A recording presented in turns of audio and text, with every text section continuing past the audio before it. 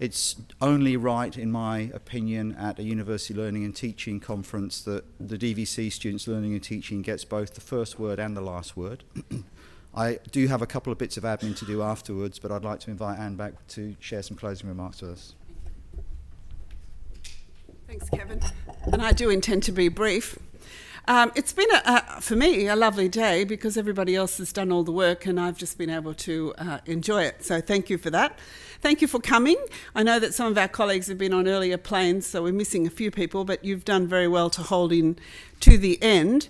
And I think that in listening to people today, we've been listening to our community. Gregor has very eloquently and wisely, I think, brought us messages from the broader higher education community in the form of the University of Melbourne, a great partner of ours. And our students have brought us messages from the heart of our own community, and you, the staff, are the pillars of that community. So we've very much been in that today, learning from each other.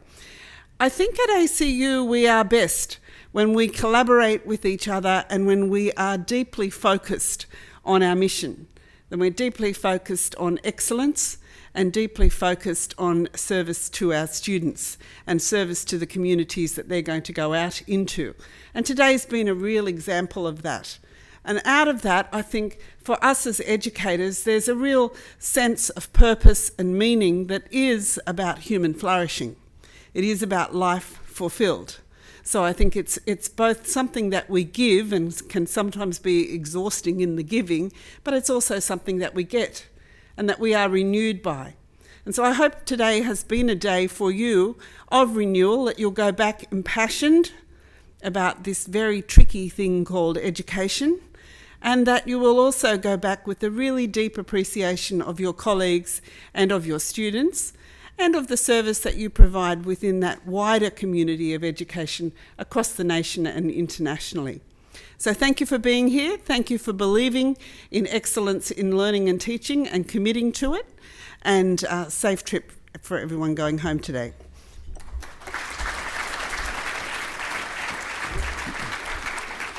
Now, I will also be brief, but just before you leave, two things before you leave, and hopefully drink the far superior wines we have on offer here than you'll find in any frequent flyer club just across the road, let me assure you.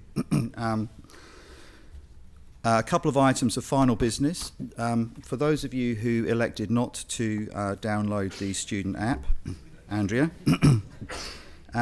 we do actually have someone who was the most posted person in the app, and that person was Caroline Ryan. And I'm not sure if Caroline is still with us, and I'm certainly not going to embarrass her by having her come up here, but we have got a very small, again, gift that we will provide her with, and we are very grateful to her for making that app work for us. And it has been interesting to see the conversation that goes on above the conversation that we're all part of here, unfolding in the app.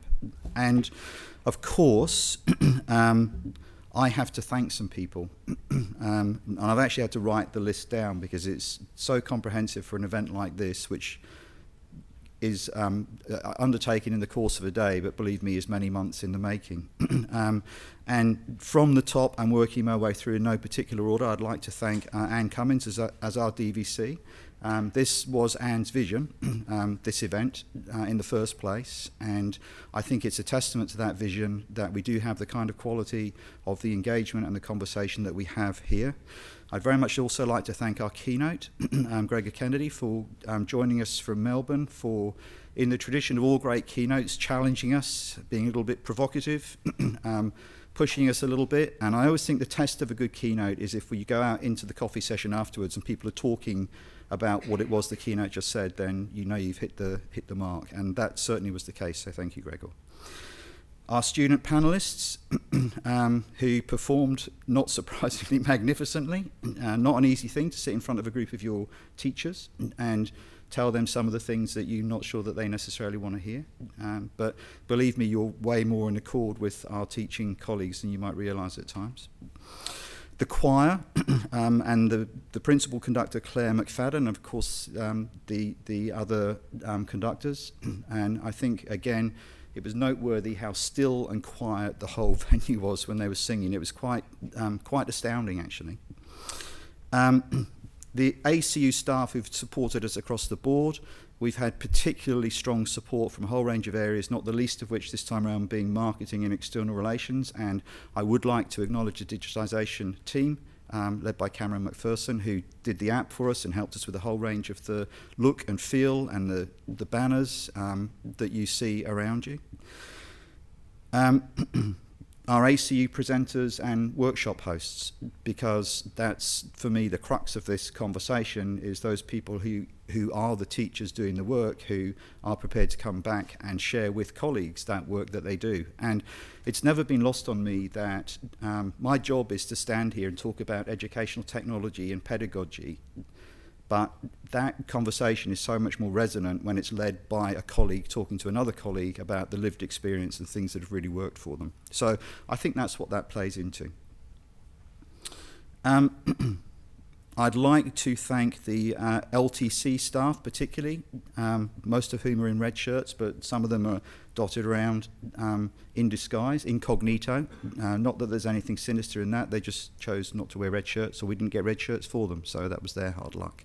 But there has been an enormous amount of work and effort that has gone into making this event happen, and it has involved contributions from every single part of the Learning and Teaching Centre staff and those staff who work on Learning for Life.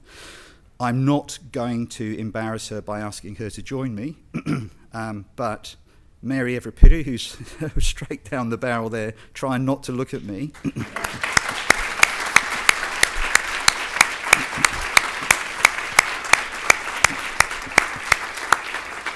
We do have something for Mary, but we will make sure that we give it to you in a while, because last time round I think I brought her up on the stage and she's never really forgiven me for doing that to her. If it was Anne's vision, it's Mary's action that's enacted it. And lastly, before we get into the very serious business of drinking red and white wine, and I'm certainly ready for a glass of red, I don't know about the rest of you, I would like to thank each of you as the learning and teaching colleagues of the Australian Catholic University who've given your time to coming along today. And I know you're busy, and a day out of your calendar is not an inconsiderable thing, particularly for some of you when it involves travelling here from another location. It's appreciated by myself, by my colleagues, and also by the DVC. So please join us for a glass of wine, and we'll see you before, but hopefully we'll also see you again in 2 years' time. Thank you very much.